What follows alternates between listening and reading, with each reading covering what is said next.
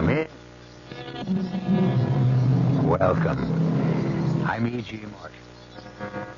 The line between fact and fancy is often a very thin one. The border that separates illusion is very narrow, just as the distance from sanity to madness and back again to sanity can be a very short one.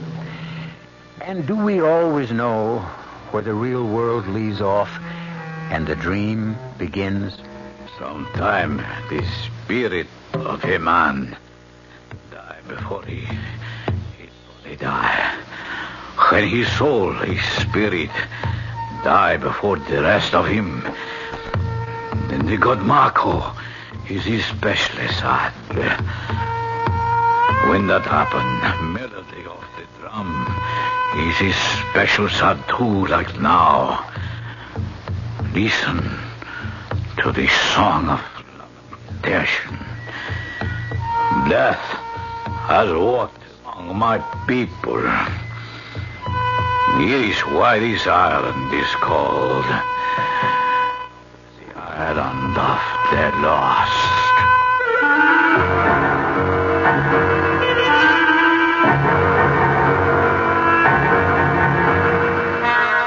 Our mystery drama, Island of the Lost, was written especially for the Mystery Theater by Arnold Moss and stars Norman Rose. It is sponsored in part by Anheuser-Busch Incorporated, Budweiser, and Buick Motor Division.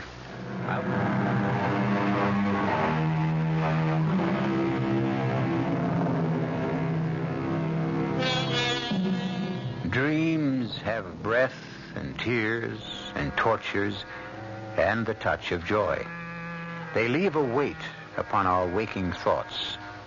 They take a weight from off our waking troubles. They can divide our being. They can become for us the heralds of eternity. For Tony Bridges, it began in the office of his eye doctor. Tilt your head back just a trifle more, Tony. So, very good. Now hold still, please.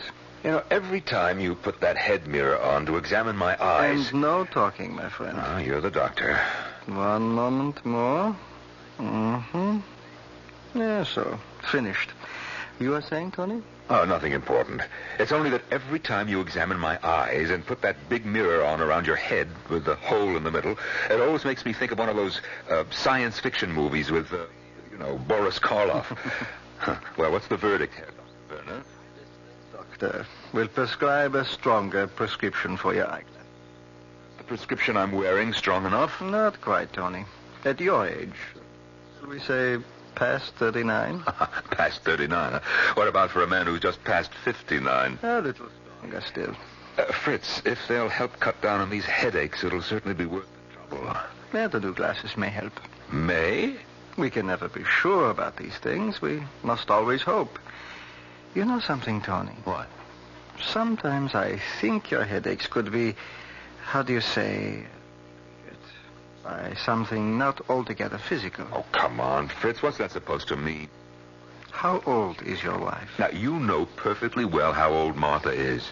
30. Almost on the nose. But what's Martha's age got to do with... She's half your age. Charming, intelligent, beautiful. Black hair, green eyes, the figure of a goddess, the face of an angel. Yes, one of the most gorgeous young women you've ever seen, right? Exactly. Could it not be possible that there is a certain tenseness in your relationship with this beautiful young wife? That causes the headaches? Oh, no, Fritz, I don't think so. I've seen you both at a dinner party. How you react whenever a younger man seems to be paying the slightest attention to her. Martha loves you deeply. You have no cause in the world to be jealous of her. I promise you. So relax. Enjoy her. Enjoy yourself. Enjoy your life. Fritz, what you're prescribing is what I have in mind. That's good. You know that Martha left a week ago for that vacation we've been talking about. A little hidden-away island in the Caribbean. Well, I am joining her. You're joining her? That's perfectly wonderful. Yes, it's going to be like a surprise. She's not expecting me for another few days. You shouldn't do that, Tony. Well, who says so? Why do you surprise her? Can't you wire her or phone? Well, no way. There's no direct phone to the island. And by the time a wire got there... What about the new glasses? Well, I've lived this long with the old ones. I can live a few more days with them. Here's the address of the island. It's the Hotel Paraiso. Send them Air Express. They should be there in 2 or 3 days. Whatever you say, Tony. Auf Wiedersehen, Fritz. And thanks for the advice. Not at all. And don't forget the glasses. Of course not. See you in about 10 days. Miss Elliot, please take this letter to Mrs. Martha Bridges, Hotel Paraiso, Isla de los Perdidos. I'll give you the exact address later. Send it airmail, special delivery. Mark it urgent. Ready? Dearest Martha, when you get this letter, Tony will already have surprised you. I did my best to think of a way to keep him from coming without arousing any suspicions. No luck. Under the present circumstances, it would be best for you to take every possible precaution. You cannot be too careful, dear Martha. At 1 o'clock the following morning, I was in the lobby of the Hotel Paraiso on the little island of Los Perdidos, the island of the lost. Behind the desk, his feet on the desk, was a bald, fat little man, fast asleep. Excuse me. Maybe this will work.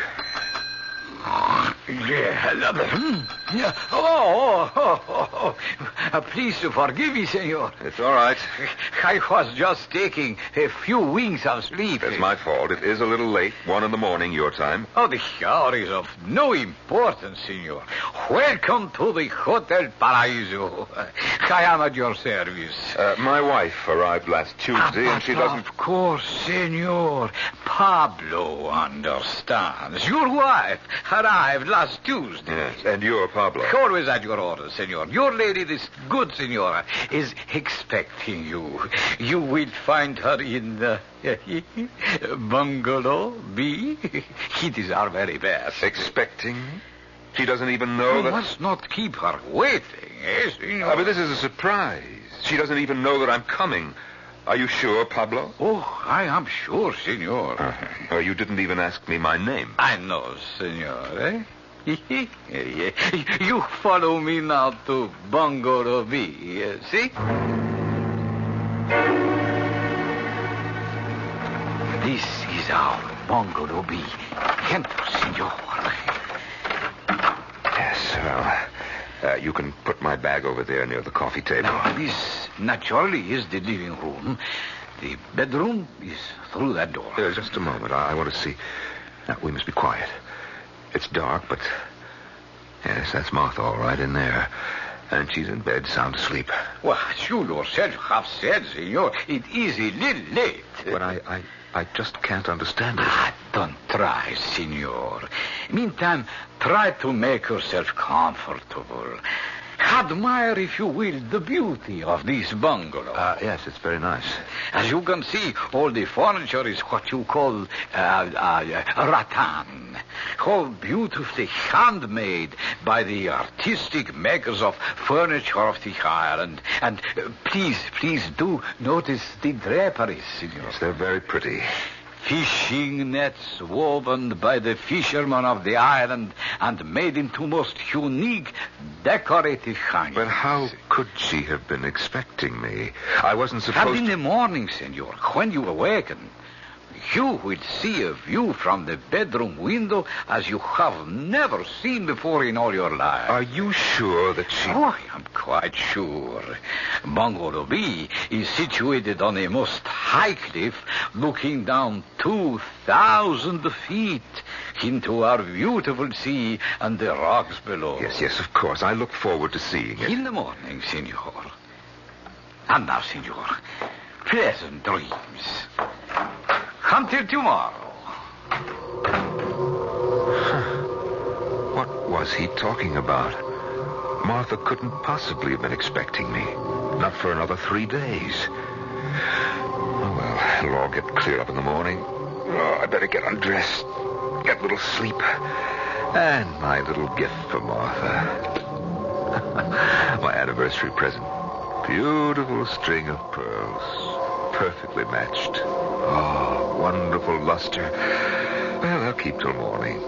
I'll put them around her beautiful neck as I wake her. Oh, Lord, I'm tired. Well, lights out, Tony.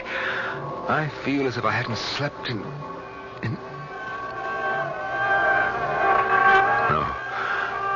No, not again.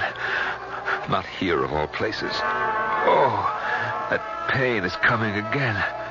It's spreading down the whole side of my face. It's hard to breathe. It is me, my darling. Alberto. I'm sorry to be late. Oh, I beg your pardon. What are you doing here? I apologize, sir. A frightful mistake. I thought this was Bungalow B. This is Bungalow B, young man, and I'm afraid that you've made a very great mistake. If this is Bungalow B, I have made no mistake. Who do you think you're looking for? I cannot see, senor, but this can not be any of your business. Shh, please, keep your voice down. My wife is in there asleep. Your wife? This is beginning to be most amusing. That beautiful young woman is the wife of an old rooster like you? This is very funny. Your wife? Now, listen, you better leave. You've come to the wrong place. Perhaps it is you who have made the mistake. The American girl told me that... Get out of here fast before I kill you. So, the old man has a gun, too. Yes, and it is loaded. Out. As you say, senor. She is all yours, old man. Good night and good luck. As the door slammed shut, something exploded inside me. I knew that these last few months of doubt, fear, suspicion about Martha were based on something more than fantasy. This young man was evidence of it, clear and tangible proof. I hadn't been expected for a few days, and Pablo had mistaken me for this young man. My brain began to pound like a trip hammer. I no longer trusted myself to be in the same room with Martha if I stayed. At that moment, I looked down at my hands. The string of pearls was still in them. I tore them apart furiously and watched as they rolled to the floor. All night long, I wandered as though drugged up and down the long miles of beach, ghostly white in the moonlight. In the morning, weary and numb, I found my way back to the lobby of the hotel. Tony! Darling! No, it can't be. When did you get here? Last night's plane, connecting boats. Oh, darling, why didn't you let me know you were coming? Well, I had a crazy idea, Martha. I wanted to surprise Well, you. you certainly have. Why didn't you come to the bungalow? Oh, I did, Martha. Oh, Tony, I would have heard you. I came in very quietly. Is anything wrong? Are you all right, sweetheart? Oh, yes, I'm just dandy. Well, where did you sleep last night? I didn't. I walked along the beach after I left the bungalow. Oh, why should you have done a silly thing Martha, what have you been up to since you got here? Oh, Tony, dear. Now, stop it. I won't be cross-examined. You know very well. Who was that young man, Martha? What are you talking about? What young man? The young man who came calling on you in the middle of the night. He said he had an appointment. I haven't the remotest idea what you're talking about. I'm leaving on the next boat. It goes at 4:00. Tony, could we go over to the bungalow, please? We can't talk here in the lobby. All right. Whatever you like, Martha.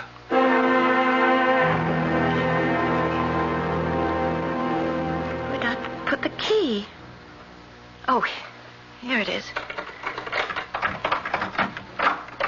Martha. What is it? What's wrong? Martha, you've made a mistake. Mistake? The furniture. It's all different from what it was last night. I don't understand you, Tony. The draperies, they were made of fish netting. These are, what do you call them, matchstick bamboo. Martha, what's the letter on this bungalow? It's Bungalow B, of course. This isn't the bungalow where you slept last night. Of course it is. Now, let's take a look at the bedroom. Oh, no. No, it can't be. You were sleeping in a double-sized bed, king size, in fact, and this room has 2 twin beds. No, wait. I know, the view. Pablo said that the view from this bedroom window was something that I... What is wrong, Tony? Well, he said that there was a beautiful view of the sea and the rocks below the cliff and palm trees. Martha, what do you see out of this window? Nothing but the side wall of the bungalow next to us. Then where is the beautiful view? Unless, for some reason, Pablo lied to me. When the tree that has stood in the forest for 1,000 years topples and falls crashing to the ground, is there a sound if there are no ears to hear it? Do the brilliant colors of the rainbow exist for someone who has never had the blessed gift of eyes and eyesight? These are questions for which there are no easy answers. Just what similarly disturbing questions are there for Tony Bridges? Questions to which he has not yet found the answer. We'll find out shortly when I return with Act 2. Excuse me, sir, but do you know what happens this time of year? Right on, pal. I happen to know that right about now a freak blizzard falls on Dumont, New Jersey, and they're snowed in for the rest of the summer. Happens every year. Nope. You see, what happens this time of year is that you can get a particularly good deal on what is perhaps the most luxurious mid-size car on the market, the mid-size Buick Century Regal. Well, what good's a car when you're hopelessly snowed in? Well, that's a point. Hey, Mom, what's for dinner? Hey, Mom, what you got? Here's this week's dinner winners from your ShopRite supermarket. Fresh American whole leg of lamb, just 97 cents a pound. Shoulder lamb chops, $1.27 a pound. First cut beef chuck steaks, 59 a pound. Semi-boneless beef chest roast, 99 cents a pound. Fresh pork spare ribs, 89 cents a pound. Fresh honeydew melons, just 69 cents each. Lots of variety for your menus and savings, too. Get a lot more for a little less throughout your ShopRite store. She loves the family. She wants the best. She does all that she can do. She lets ShopRite do the rest. Hey, Ma, what's for dinner? ShopRite has the answer. This is WOR New York, your Mystery Theater station. Worthy events for Tony Bridges of the night just past, the tree falling in the forest unheard, or colors never seen. What was the logical explanation? For Tony, what had happened was all a little strange and curious. Martha and I talked all morning. She finally convinced me that everything that had happened last night was, in fact, a series of reasonable coincidences that spelled out mistake. For the first time in months, I felt as close to Martha as I ever had, and I knew she felt the same way about me. We went for a walk into the mountains that rose behind the hotel. On the way back, just as we were nearly at the bungalow, Martha lost her footing, turned her ankle badly. I carried her into the bedroom. She rested while I unpacked and ordered dinner in our rooms. So, with your permission, senor, a beautiful dinner has been prepared for you and the senora. Look here. This fish was swimming happily in the sea only half an hour ago. And 1 hour ago, these beautiful vegetables were growing proudly in our own garden. Yes, thank you. Thank you very much, Pablo. It all looks beautiful indeed. So I place the dinner here on the table. Thank you. And, senora, I hope you do not suffer too much pain. No, it only hurts if I try to move it or put weight on it. You just stay where you are for a day or two, and it'll be fine, I'm sure. It is essential that one exercise care when walking in our beautiful mountains. From the time when there were earthquakes here, there are some cracks where one can trip and twist an ankle. Oh, really? This is earthquake country. I didn't know that. Senor, was. Not in any more than 40 years. Now, there. Your dinner is served. I leave you to the enjoyment of it. Buenas noches to you both. Senor, senora. Well, let me get these few things away in the closet, and then we'll have our so beautiful dinner. Do you have the key, dear? What key? To this second closet. It's locked. Oh, I forgot. There isn't any key. Pablo said the last guest took it with him. There's no master key, so he's ordered a duplicate from the mainland. Oh, well, I'll put my stuff in your closet then, all right? The key should be here by tomorrow or the next day. Oh, that's great. And now, if the senora will permit, that she be carried from her bed to this most appetizing dinner. The senor has the señora's permission. Up we go. Oh. There we are. Comfortable. Yes. Couldn't be happier. Except for this stupid ankle. Buen appetito, my darling. To us. To us.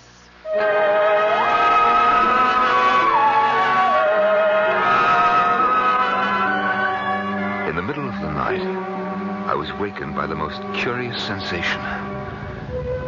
My bed was being shaken violently.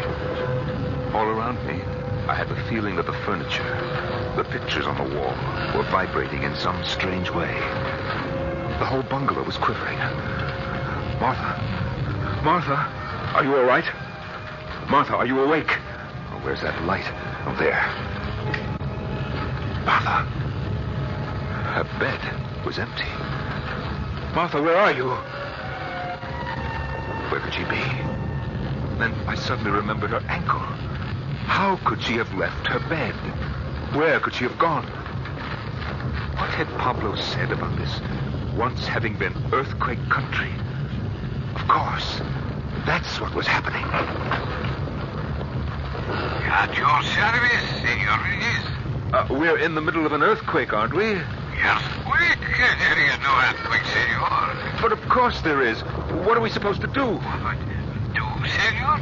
Look, will you stop beating about the bush? Just tell me that it's nothing serious or that it'll pass without damage, but don't tell me that it's nothing. Would you please to tell me why the Senor thinks there is an earthquake? The pictures, my bed, the lamp, the whole room is shaking and jumping around, and that noise, that rumbling noise. The Senora, your wife, she is experiencing the same thing, Senor? Well, that's just it. It's really why I called. My wife is not here.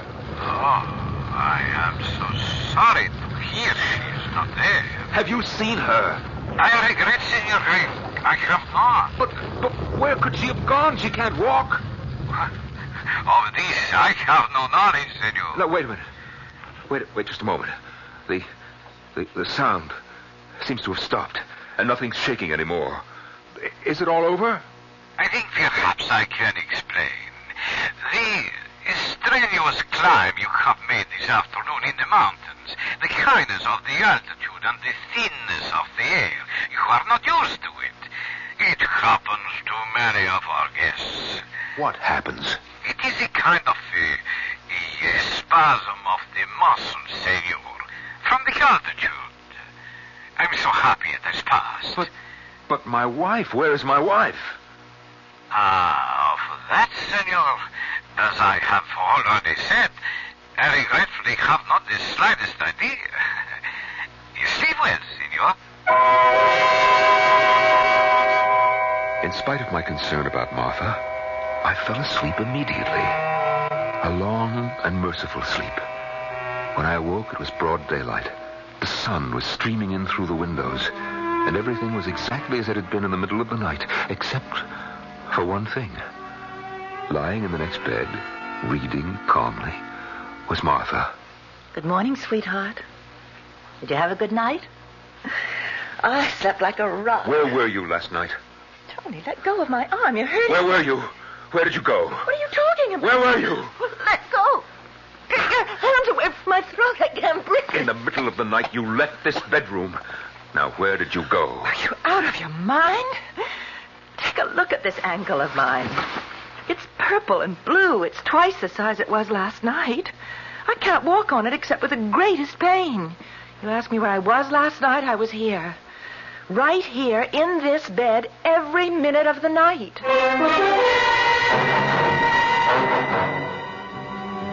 A couple of days passed. They were blessedly peaceful, uneventful, golden. 2 days before our vacation was to end, Martha's ankle was strong enough for her to venture out on another little walk. into the hills that ran along the edge of the cliff that overlooked the sea below. Oh, this cane's a great help. I really don't have to put my full weight on the ankle. Just watch your step. Avoid any of those cracks that Pablo pointed out. Oh, look, darling, there's a clearing up ahead. We could rest for a bit when we get up there. Oh, listen to those birds. Yes, the whole thing is like a Garden of Eden. You know, Pablo said if we follow this path, we'll discover thousands and thousands of wild orchids. Oh, we should have come here long ago. It's so much more fun than going to those silly luncheons. For the first time in months, I began to feel sure of myself. Sure of Martha. In spite of all my fears, I knew she loved me. I had no reason for being jealous of her. Everything is so much more fun. Not a single reason. As she spoke, I began to hear a strange sound, like the flapping of 1,000 wings, coming nearer and nearer. Tony, look! The sky is black with them. Birds. Huge birds. Martha, what are they? They're all pink and red. I think they're flamingos. I've never seen so many birds in my life. They're coming closer and closer. Oh, Tony, I'm frightened. What should we do? I don't know. Martha, use your cane. If they come close, use it like a baseball bat. Here's a branch from a tree. I'll do the same. Look out, Tony. Here they come. Look, there's one. Oh, that big one. Oh, that big one just knocked off my glasses. I can't see. Don't think I can fight them. There's too many of them. Keep at it, darling. Sooner or later. Oh. Martha? What happened? Where did they go? They? The flamingos. The birds. They disappeared as suddenly as they came. Are you all right? I'm fine. I can't imagine. Oh, I need a cigarette. You take one of mine. They're in my bag. I can't see very well. I lost my glasses when those birds... The bag. It's right near your feet. Oh, yes. Yes, I've got it. Oh, there's so much junk in your bag. What's that? What is it? Listen. You hear it? What do you suppose it is? Martha, you do hear it, don't you? I think so. In the distance, those drums beating. Oh, of course. Of course I hear them, dear. Oh, thank heavens. I thought for a moment. Where do you suppose they come from? Who's playing them? But I haven't the slightest idea. That's funny. Now for that cigarette. Down we go into the bottom of your bag and... Martha. Martha, what's this? That's the key to the closets in the bungalow. To your closet? To my closet and your closet. It's to both closets. Both? When did it get here? It's always been here. Why? When I asked you about it the other night, you said there was no key to my closet. Somebody had taken it away and they were making a new one. I said that? Of course you did. Now, wait a minute. Wait a minute. It's all starting to make sense. That anyone could be so evil. That anyone could so despise another human being that she'd stop at nothing. Stoop to anything to get him out of the way. You don't know what you're saying. I love you, Tony. You must believe me. Anything at all. Even to the point of trying to drive a man out of his mind. It's not true. All these strange things that have been happening. Oh, they were no coincidences. They were all part of some twisted, devilish scheme you worked out to get rid of me by driving me mad. Careful, Tony. You're backing me so close to the edge of the cliff. The mix-up with the bungalows. Oh, that was a good one. How did you work that? And the business of your ankle and disappearing in the middle of the night. That was worthy of a master. Stop it, Tony! And the birds, huh? And now this key. Oh, you missed your calling, Martha. You should get an act together. Martha, the mysterious magician. She mystifies. She confuses. The hand is quicker than the eye. She cheats. She lies. But it's all part of the act, isn't it, Martha? Isn't it? Careful, Tony. I'm losing my balance. Tony, Long trip, Martha. 2,000 feet. And those sharp rocks down there can't be very comfortable, can they? The act is over, Martha. Curtain, Martha. Jealousy is said to be the child of love. But if the parent does not do his best to strangle the child will not rest till it has poisoned its own father, which may well be the case with Tony Bridges. To what further extremes will the deadly venom of his jealousy drive Tony? He may or may not know the answer, but we shall.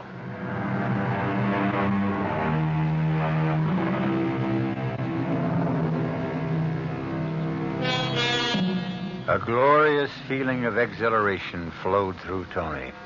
His head was as light as if he'd drunk too much champagne.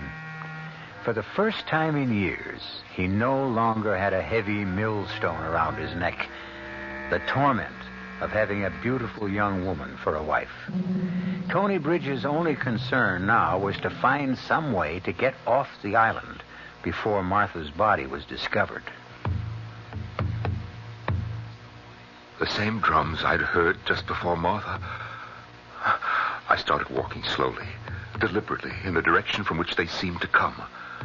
Without my glasses, I could just barely see where I was going. I tore my way through a tangle of creeping vines and found myself in some sort of a clearing. I almost stumbled over something seated before a small fire. It was an ancient little man of the island, his face like so much black parchment, his clothes in rags. He sat there, hunched over the smoky fire, blinking his eyes and mumbling. I beg your pardon.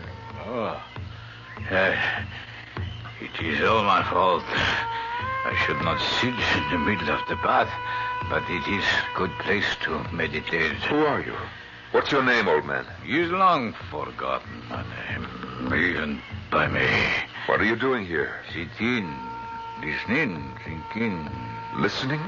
To the sad and mournful song of my people. Oh, you mean those drums? You hear them too? Alas, I hear them too well. I hear them. What are they for? Where does the sound come from? Our island is small. They come from everywhere. They are heard everywhere. But why? Why? What do they mean? This what you hear is Islam and Daesh and death has walked among my people, among the lost one. It is why this place is called Islarilos Perdidos, Island of the Lost. Someone has died? Someone has passed on to Mako. Who is Mako? The great father of all things in the sea, from where we all have come to where we all shall go. I see. This is reason for the wailing of the drums. They beat out their farewell to the soul of a man who is making the journey to Mako. The soul of a man or a woman? Man. Always man, not woman. For woman, drums play another song, not this one. I understand. I'm very sorry for the poor man who has gone on to Mako. When did he die? No one can be sure. Perhaps he is not yet dead. Well, then why... The drums often sing with the promise of things to come, to some soon. Sometime the spirit of a man will die. Before he does, then Mako is especially sad because he is made to wait. When that happened, the melody of the drums is especially sad too. Like now.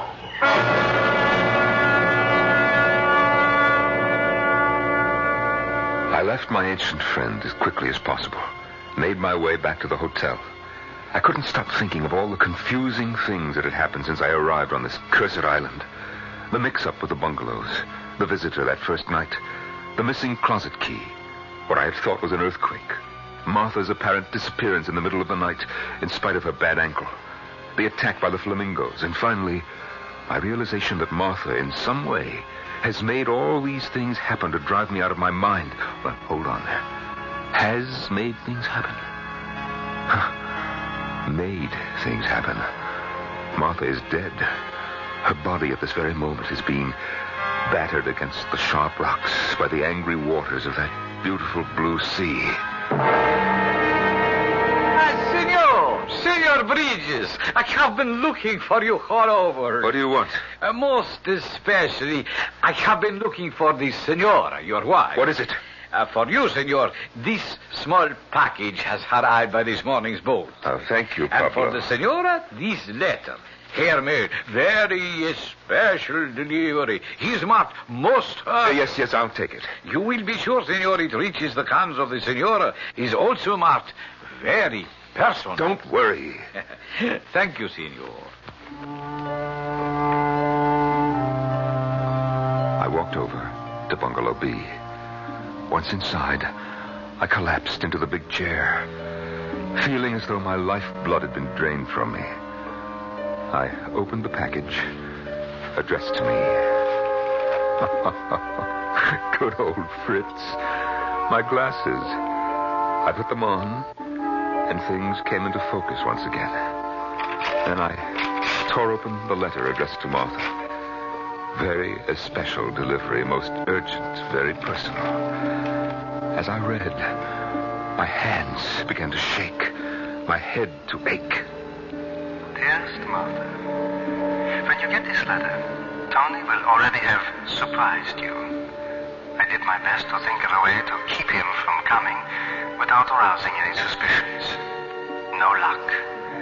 Under the present circumstances, it would be best for you to take every possible precaution. You cannot be too careful, dear Martha. My last examination of Tony showed unmistakable symptoms. In the simplest language, of deterioration of the brain tissues. The symptoms point clearly to a situation where Tony's sanity hangs by a very thin thread.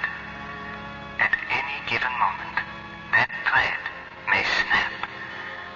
If it does, the first manifestations will be an attack of dizziness, accompanied by a buzzing in the ears and a blurring of the vision.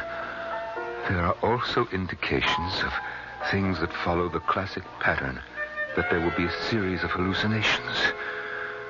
Hallucinations. He will think he sees and hears things he actually does not see or hear. He will think he has done things he has not actually done. Hallucinations. Then none of these things ever really happened. And Martha's alive.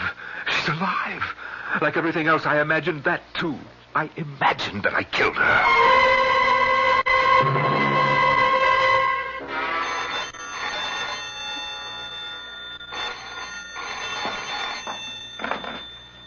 Si, pronto?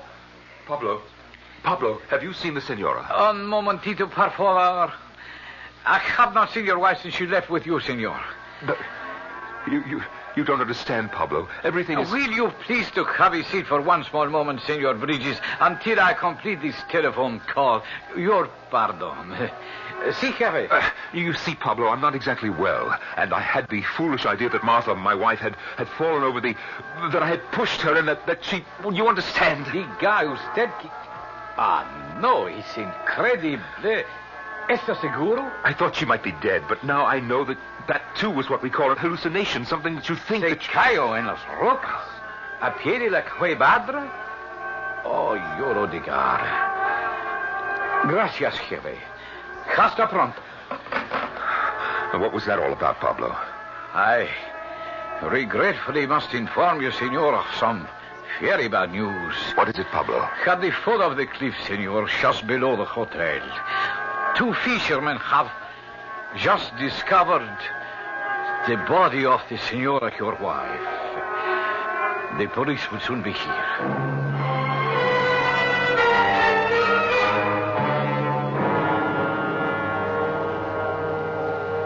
Are you all right, Senor Benitez? Oh, yes, I'm fine, Pablo. Did I hear you speaking on the phone a moment ago? The phone? Si, senor. It was the contractor for the building of the annex to this hotel. And you didn't tell me something about 2 fishermen what they found at the bottom of the cliff? Not one word, senor, about any fisherman. You said nothing about my wife? Well, no, senor. Thank you. Thank you, Pablo. I'll be in the bungalow. Was that phone conversation and what Pablo had told me about Martha's body being found at the foot of the cliff, was that, too, a hallucination? Along with my backing her off the cliff? What was real? What was imagined? Was Martha dead? Was she alive? I rushed back into the bungalow. I knew Martha would be there. Dear, sweet, wonderful, beautiful Martha. Martha? Martha, sweetheart, where are you, Martha? The bedroom? The bathroom? Oh, where on earth could she be? Yes. Excuse me, senor, but you have two visitors. I will accompany them to the bungalow. We will be there in a moment. She couldn't possibly have gone to... No, what's this? What have I got in my hand? Where did it come from? The key to my closet. I had it when I asked Martha for a cigarette, and she told me that... and it's been here in my hand all that time. Strange. I must open the closet now. I do have the key, and that's what keys are for. To open things. Isn't that right, Tony? You must excuse us, senor. These are the police of the island. No, not just this minute, please. Not till I open the door to the closet. We can tell you. The maid, when she cleaned this morning, found the door to the closet open. So? No, it isn't for real. I'm only imagining this. It's my imagination, gentlemen. It's my imagination.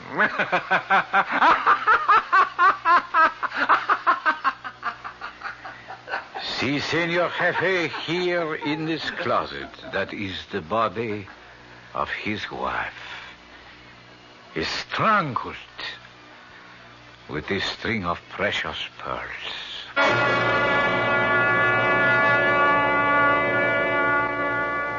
The poet Longfellow wrote, "The moon, from some dark gate of cloud, throws o'er the sea a floating bridge of light, across whose trembling planks our fancies crowd into the realm of mystery and night." So Tony Bridges, as he stands staring into the sea, watching the floating bridge of light cast by a full Caribbean moon, Tony knows at last the difference between the real and the imaginary. Or does he? I'll be back shortly. Pardon me, miss.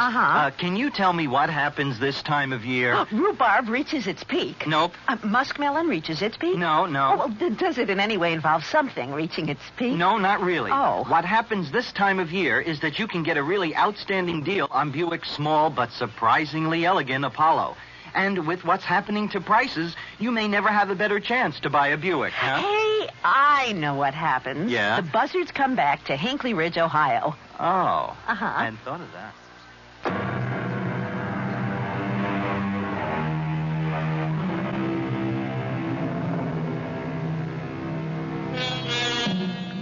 We trust you've enjoyed our little exercise in Now You See It, Now You Don't. Or to put it another way, a string of precious pearls should never be used for anything other than show. But that's something everybody knows, isn't it?